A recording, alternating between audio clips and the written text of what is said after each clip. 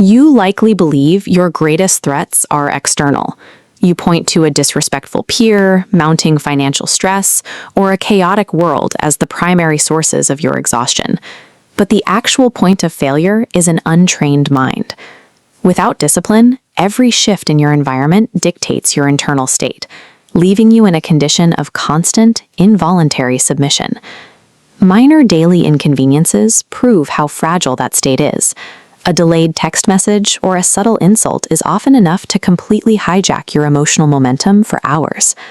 This fragility exists because you have tied your identity to how the world perceives you. Breaking that cycle requires a systematic dismantling of the ego, stripping away those sensitivities to build a psychological fortress that cannot be read or breached. True sovereignty begins only when you recognize this default state for what it is: complete psychological vulnerability. There's a microscopic gap between receiving a stimulus and reacting. This is the pause. A reactive mind bypasses it, but a disciplined mind forces it open. In that expansion, you gain clarity to actively choose your response. To maintain that clarity, you have to protect your focus.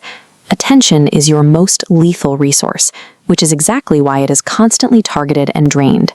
Endless, pointless conversations, anxiety about an unwritten future, and toxic environments bleed this power. You must violently pull your focus back to the present moment. Whenever you catch your mind leaking energy into hypothetical scenarios, you ground yourself in the immediate task to plug those leaks. A mind that fails to guard its gates against unnecessary stimuli will always be easily conquered by external forces. Most emotional pain is a manufactured product of the ego.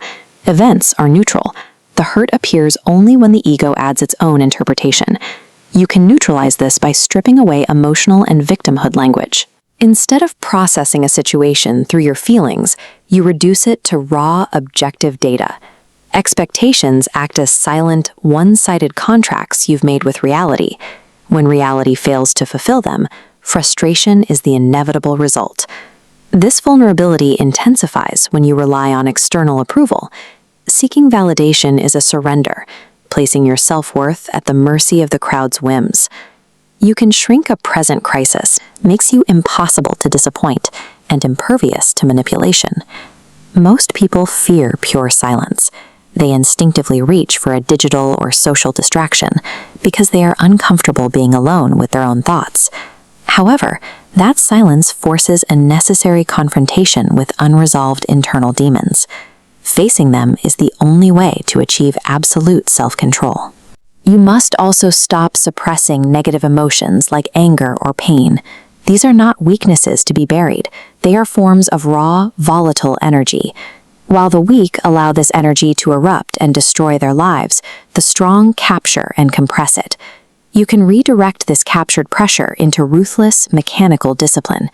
You take the sting of rejection or the heat of frustration and use it to drive your progression forward. Invulnerability is reached when your greatest pain is inverted into your most potent fuel. The ultimate shift occurs when you realize your core identity is separate from your fleeting thoughts and temporary emotions.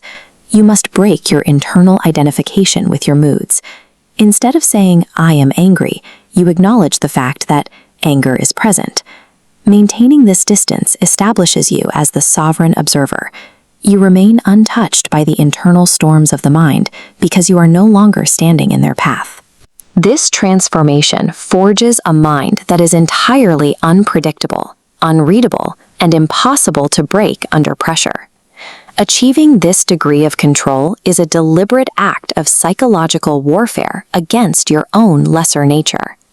It is the final step in moving out of weakness and claiming absolute authority